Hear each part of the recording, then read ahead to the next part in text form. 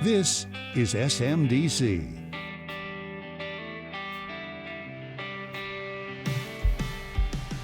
Hello, everyone, and welcome to episode 17 of The High Ground, U.S. Army Space and Missile Defense Command's official podcast. I'm Ronald Bailey, aka Beetle. It's August 2023, and we're pleased to bring you a very special episode in which the SMDC Public Affairs team had the opportunity to engage with Dr. Keith Krapels, a member of the Senior Executive Service. Dr. Krapels is the director of SMDC's Technical Center, one of the command's 4 major subordinate elements.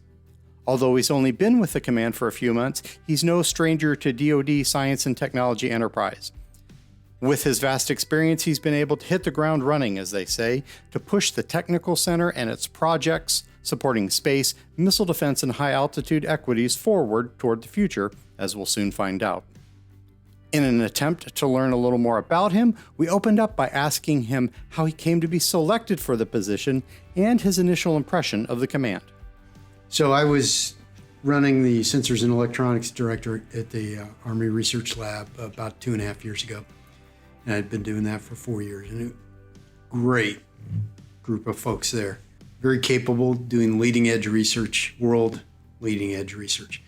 And somebody from USD R&E talked me into taking a position there as the director for C5ISR and electronic warfare, which is right up my alley. As I'm a sensors and countermeasures kind of guy. That's where my technical expertise is. And so I took that job. I now consider that I have been paroled from my sentence to the Pentagon. And the SMDTC position opened up and advertised first. And I jumped right on that. And they were expeditious at conducting the interview. And to be fair, I was biased towards AVMIC and SMDTC because I'm from Memphis. That's where my mom lives. And this is the first time in my adult life that I've lived close enough to Memphis that I can drive home and visit my mom on the weekend. So I was all over applying this. It was great mission space, lots of good technical work. Of course, I didn't know until I got here that this was the best organization to work for in the Army. You know that sign out front was like, wow, look at that. So I made the right decision. Through a glance at Dr. Krapels' bio, we learned he's actually a former Navy officer and aviator. A sailor that deeply embedded in the Army might seem a little suspect, so as a litmus test, we ask him point blank where his loyalties lie through one critical question. Do you root for Navy during the Army-Navy game? No, absolutely not. I have historically rooted for Army. So, you go back all the way to 1980. I started in the Army. I have not changed my allegiance when it comes to Army-Navy, despite having spent, 28 years as a Navy guy. I still root for Army when it comes to Army-Navy. In a couple engagements since becoming director, we noticed how Dr. Krapels talked about how exciting it is to be working DoD and Army science and technology efforts right now. We asked him to expand on that a little by starting with a broader historical context, then focusing down on how that applies to air and missile defense. Oh, wow. This is a great time to be a researcher in the Army. The last time the Army wanted new capability based on new technology this much was in the 1970s, right? At the time, Abrams, Bradley, Apache, Black Hawk, Patriot were all new capabilities, right? For some reason, the Army calls that the Big Five, and they always leave off Gimlers and ATACMs, so I would call it the Big Six. But all that stuff came out, was in R&D in the 70s. President Reagan bought it in the 80s, and we showed off most of it in Desert Storm, right? And subsequently, of course, in Iraqi freedom and in Afghanistan. And then we got bogged down in the global war on terror, and there wasn't a lot of pull for new capability. The future combat system effort went by the wayside as we focused on counterinsurgency and counterterrorism. And now the Army pokes its head back up and goes, man, we need to catch up. Then Sec Army Esper, very savvy with how to talk to the folks on the Hill and gain the support on the Hill for modernization. So as he planned it out, spend that first 5 years funding modernization with RDT&E dollars. And they laid out the Big 6+2 Army modernization priorities, which result in 30 some odd programs to modernize the Army. And that really is the first instantiation of technology, right? The Army saying, give me. We had filled the technology toolbox with a lot of options. The Army was able to reach in and commence prototyping. But we're not going to achieve the desired end state in just this one round of modernization. The desired end state is capability overmatch in all the warfighting domains. Air and missile defense is one of those areas where we're going to get better, right? You can look at the lower tier air and missile defense sensor, LTAMDS. That is a huge improvement from a radar standpoint over what Patriot radar currently is. Current Patriot radar is a passive electronically scanned array, and it only sees 120 degrees, and it's fixed. It doesn't rotate. So you have to have 3 batteries to cover 360 degrees. LTAMDS is an active electronically scanned array based technology. Digital at every element means it can dynamically form beams and or change frequencies on a pulse-to-pulse basis. That's huge capability step forward, but it doesn't get us to capability overmatch. Right? It really just kind of catches us up with everybody else. And the air and missile defense side has been underinvested because they've been over deployed, right? Patriot batteries are the most deployed operational units, tactical units in the Army. So modernization, so to speak, for air and missile defense fell behind. So we're going to work in our S&T, our 6.2 and 6.3, that's applied research and advanced technology development in the DoD budgeting codes. We're going to work on those next generation of technologies that get us to overmatch. This first round for air and missile defense gets us to the best you can build today, right?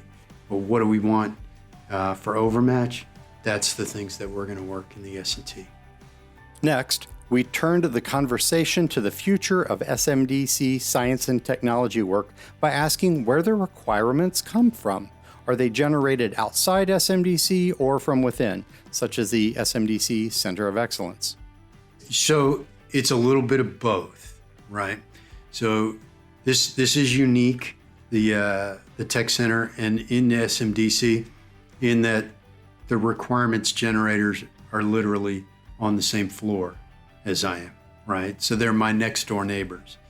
When I worked at C5ISR Center or at the Army Research Lab, all the requirements generation folks were down in Virginia, right, at what was TRADOC Arctic, what became AFC, FCC, Futures and Concept Center, right? What our requirements writers are right there in the Army Capability Managers for Space and High Altitude and for missile defense. So those guys and gals, great soldiers, but not necessarily technology experts. So it's my job to help make them aware of what the technology opportunities are. Because if we base a new capability on an entirely different architecture or technology than what current capability is based on, then the adversary's investment countering that capability is obsolete and wasted. So those are some of the things that we would work. Lieutenant General Krapels has just recently talked about the evolution from missile defense to missile defeat. Well, that means we're not just working interceptors in the terminal phase of the engagement, but everything to the left of that, right? Now, to some extent, SMDC was the only organization kind of really doing that because all the GBIs in Alaska and California that are operated by our soldiers are mid-phase interceptors as opposed to terminal defense. But it opens up all the rest of that space in the Indo-PACOM AOR between the units that fire the munitions, all the flight time to get to, say, Guam. If you can disrupt or break that engagement chain further away from you, it's always better, right? So those classic electronic warfare Ds that General Krapels was talking about, deny, delay, deceive, degrade, all of those things done to the left are things that the Army really wasn't doing in order to defend itself. And so now we have this new, broader mission set. And that's part of his roles and responsibilities under Commander U.S. Spacecom, right? Because they have moved the integrated missile defense mission out of Stratcom and over to Spacecom. And so under the new Unified Command Plan, which came out in 22, those roles and responsibilities now belong underneath Spacecom, largely because Spacecom owns and operates all those space-based sensors that give us the global missile warning, right? We followed this by asking about the type of science and technology work being done that excites him, not only across the DoD, government, and contractor enterprise, but right here at SMDC's Technical Center. There's a lot of opportunity to do leading-edge research here and create that capability that will result in our soldiers and our joint warfighting force having capability overmatch. We can directly influence that. If you go to work for, say, Lockheed Martin or Northrop Grumman, you can do good technical work, but you're only going to work one project at a time, a small slice of the mission space, right? Here, we have a lot of areas we can work on, and you can work multiple projects at once. I always find it way more exciting to be able to do multiple things at once. And our young engineers and scientists here can actually start from scratch in some of these areas. So just next year, we get an applied research line for quantum-based sensing. Totally new area. In a couple of years, we'll get an applied technology development line for the results of that quantum-based sensing. And in the near term, for the Army at least, that's likely to be inertial measurement unit. You can beat the noise floor, so to speak, that you see in electronic or RF systems doing quantum-based sensing systems. And it holds the potential to make inertial measurement units that could be strategic grade. Right now, in the US DoD, only those platforms that are strategic platforms, that is the ballistic missile submarines and the weapons that they use, the Air Force weapons, only those weapons have strategic grade inertial measurement units.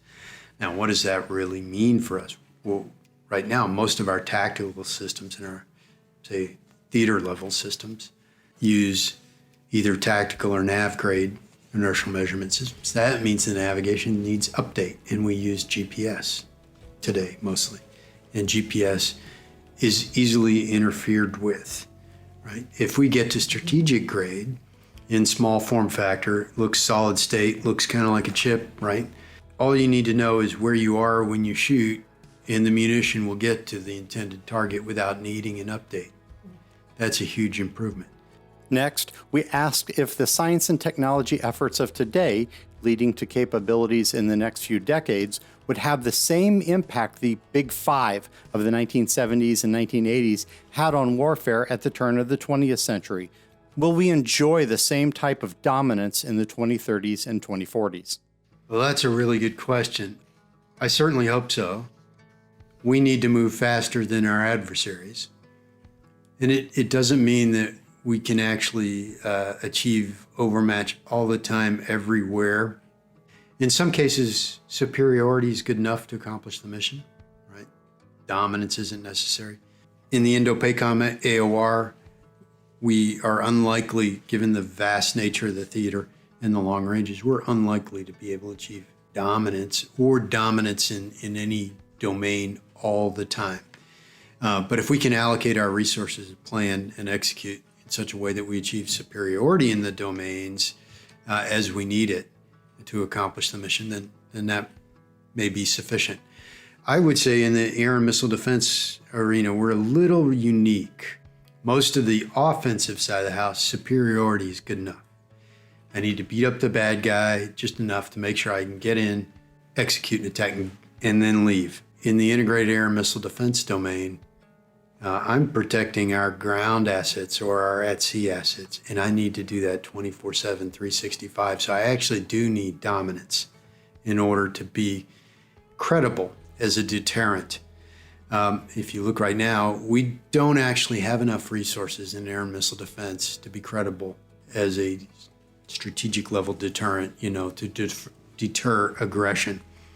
Now, you can look tactically in the Ukraine and see that our air defense weapons and effectors that we have transferred to the Ukraine are highly effective.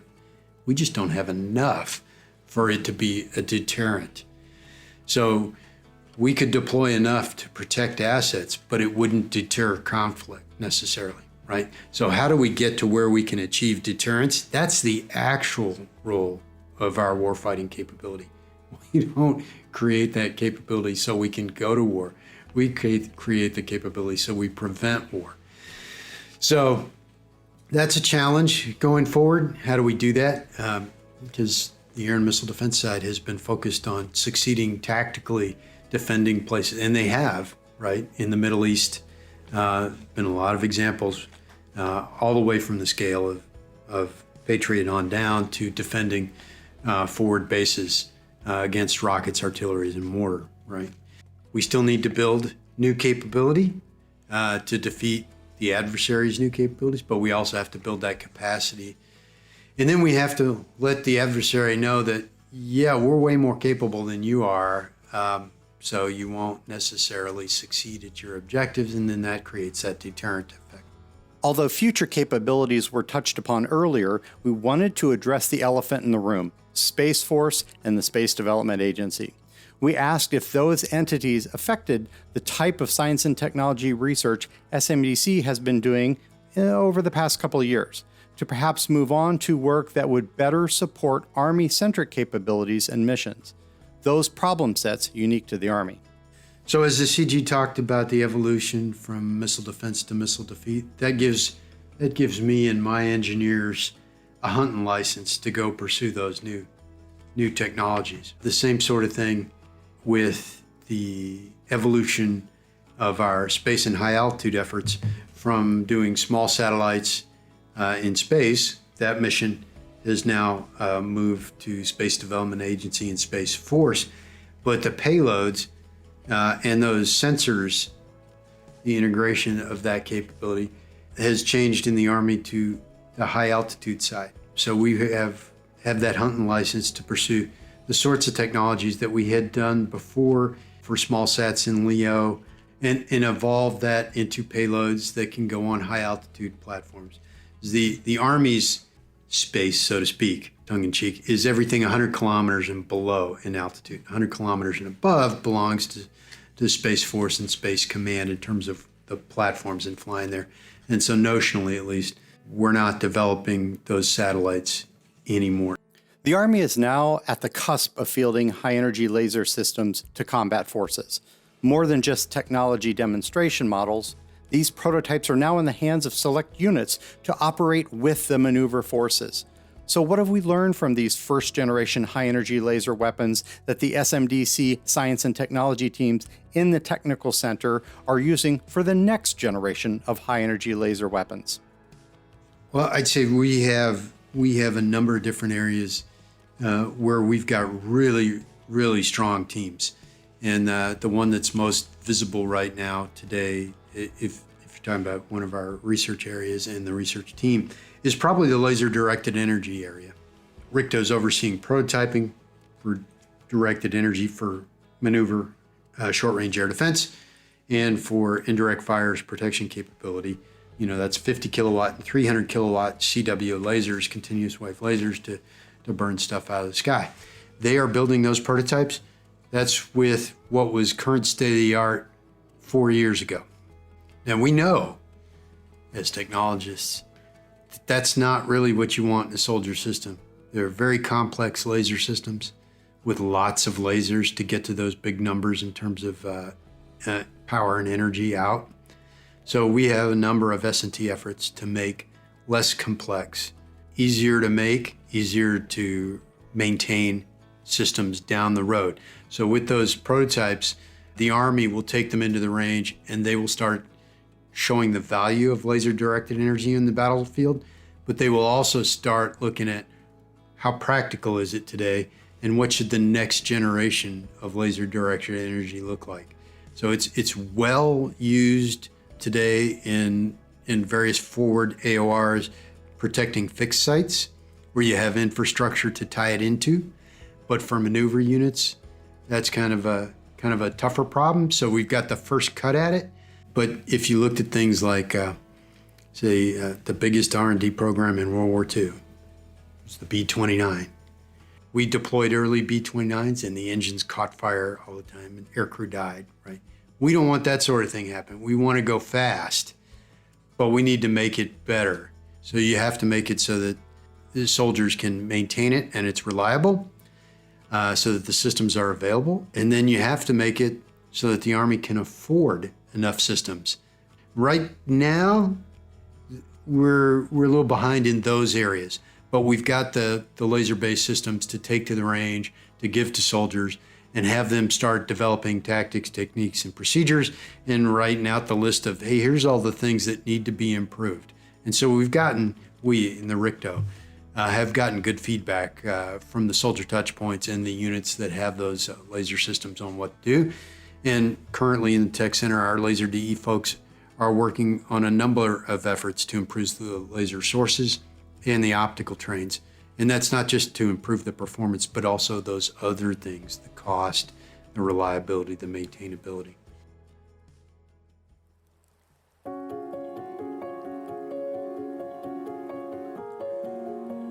We finished our conversation with Dr. Krapels on a more serious note, to which he responded in kind, but also positively.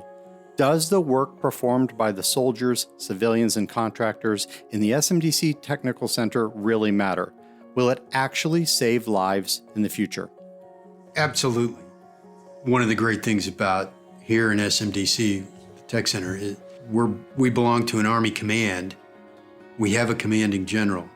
He has not just S&T dollars, research development dollars, test and evaluation dollars, and the Center of Excellence doing the schoolhouse and the requirements generation.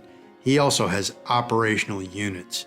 So our folks get to see soldiers to a degree that when I worked at the Army Research Lab, I only had one soldier in my organization. Instead, here, I have a couple dozen soldiers, right? And the organization has over 1,000 soldiers. So we see soldiers and our impact on what soldiers can do directly all the time. If we get to capability overmatch, that results in less loss on our side as air and missile defenders, right? That's fundamental there. If we achieve overmatch, then less U.S. guys and gals die. I mean, it doesn't matter whether or not we're defending an Air Force base or a Navy base or an allies infrastructure forward deployed, right? Which is quite a bit of the forward deployed right now is allied defense, right? So all of that results in the saving of lives, though ultimately, as I mentioned before, our goal is to create enough overmatch that we deter our adversaries and then nobody loses their lives. From all of us here at the High Ground Studio and SMDC soldiers and civilians across the globe, we want to thank Dr. Keith Krapels for sharing his experiences and thoughts with us, and for his dedicated service to the Army and the nation. To learn more about SMDC's exciting missions, units, and people across the world, check out our social media or webpage at www.smdc.army.mil. For the High Ground Studio at Redstone Arsenal, I'm Ronald Bailey.